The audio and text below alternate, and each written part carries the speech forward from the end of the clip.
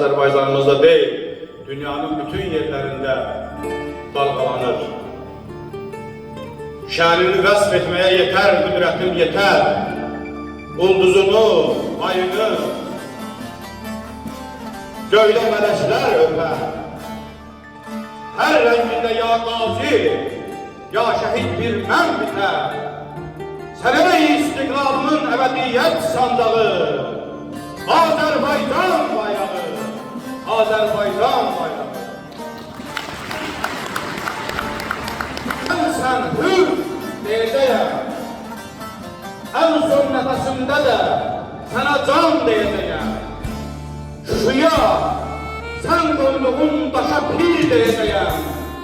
Çəkəcəyəm gözümə kölgən düşən torpağı, Azərbaycan bayrağı, Azərbaycan bayrağı.